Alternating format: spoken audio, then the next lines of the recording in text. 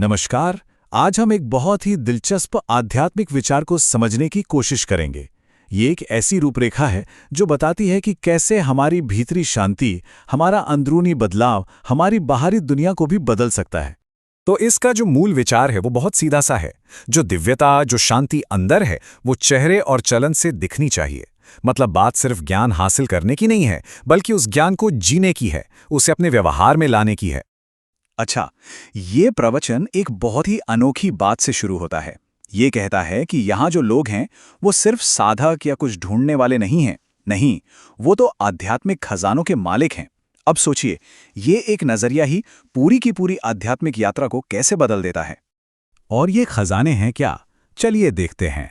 ये 5 मुख्य खजाने हैं। ज्ञान का धन, योग यानी कि याद की शक्ति, सभी गुणों का अनुभव, चारों तरफ फैलाने वाले प्यार की ताकत और अपार खुशी का तोहफा। यही वो चीजें हैं जो एक आध्यात्मिक जीवन की बुनियाद बनती हैं और हमें दुनिया के बंधनों से आज़ाद महसूस कराती हैं। अब एक शब्द आता है, बाप दादा। इस प्रवचन में इसका इस्तेमाल उस दिव्य स्रोत के लिए किया गया है जो ये सारे खजाने देता है। और सबसे खास बात यह है कि ये खजाने सभी को बिना किसी भेदभाव के एक जैसे दिए जाते हैं। लेकिन इन सब खजानों में से एक ऐसा खजाना है जिसे सबसे ज्यादा कीमती और जरूरी बताया गया है। और वो क्या है? वो है समय। और जब समय की बात आती है तो एक बहुत ही खास कॉन्सेप्ट है, संगम युग। इसे एक छोटी, बहुत ही स्पेशल टाइम पीरियड के तौर पर बताया गया है। एक ऐसा वक्त जिसमें आध्यात्मिक उन्नति की अपार संभावनाएं हैं। ये कोई मामूली समय नहीं, बल्कि एक सुनहरा मौका है। और देखिए समय की कीमत कितनी है। यहां तक कहा गया है कि इस खास युग का 1 सेकंड, सिर्फ 1 सेकंड, किसी और युग में कई सालों की मेहनत और प्राप्ति के बराबर है। जरा सोचिए, इसका मतलब है कि हर पल कितना कीमती है। और तो और एक गारंटी की भी बात की गई है। कहा गया है कि अभी जो आध्यात्मिक मेहनत की जाएगी उसका फल आने वाले 21 जन्मों तक शांति और समृद्धि के रूप में मिलेगा। ये वाकई एक बहुत बड़ा वादा है जो हमें आज के महत्व का एहसास कराता है। और इसीलिए ये नारा इतना पावरफुल है, अब नहीं तो कब नहीं। ये बस एक सीधी सी बात है, एक पुकार है कि जो करना है अभी करना है, इंतजार का समय नहीं है। तो ठीक है, खजानों के बारे में जान लिया, समय का महत्व भी समझ लिया। लेकिन अब आती है असली चुनौती। बात सिर्फ जानने की नहीं है, बात है होने की।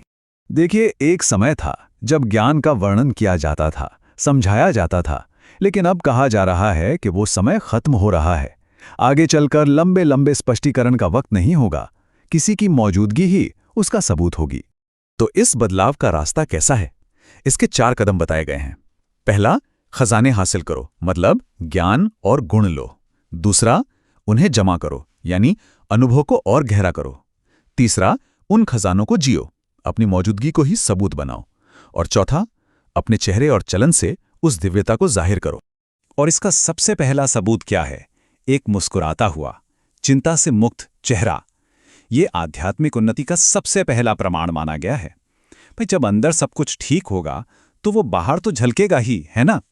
अब ये जो बदलाव है, ये सिर्फ एक व्यक्ति तक सीमित नहीं है। नहीं, इसे एक बहुत बड़े, एक वैश्विक मिशन के हिस्से के तौर पर देखा जा रहा है। और इसका पैमाना कितना बड़ा है, इसका अंदाजा इस बात से लगाइए कि जिस सभा का ये जिक्र है उसमें 90 अलग अलग देशों से लोग आए हुए थे।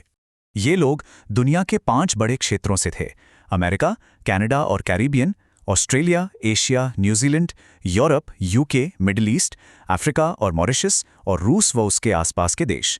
तो आप देख सकते हैं कि ये कोशिश वाकई में पूरी दुनिया में फैली हुई है। और इन सभी को एक नया निर्देश, एक चैलेंज दिया गया है। एवर रेडी रहो, मतलब हमेशा तैयार। हर क्षेत्र को एक ऐसा मॉडल बनना है जो रुकावटों से मुक्त हो, सहयोग से भरा हो और हर परिस्थिति के लिए तैयार हो। ये सिर्फ हिस्सा लेने की नहीं, बल्कि आगे बढ़कर नेतृत्व करने की बात है। लेकिन सवाल यह है कि ये एवर रेडी वाली स्थिति आएगी कैसे? इसके लिए एक बहुत ही गहरी मानसिकता, एक खास नजरिए की जरूरत है। चलिए उसी की बात करते हैं। और वो नजरिया ये है कि इस पुरानी दुनिया को अपना पक्का घर ना समझा जाए, बल्कि इसे एक गेस्ट हाउस की तरह देखा जाए और खुद को एक मेहमान। अब सोचिए, जब कोई मेहमान होता है तो वो उस जगह से दिल नहीं लगाता, उसे पता होता है कि उसकी मंजिल कहीं और है। बस यही भाव रखने की बात कही गई है। और इसका आखिर लक्ष्य क्या है?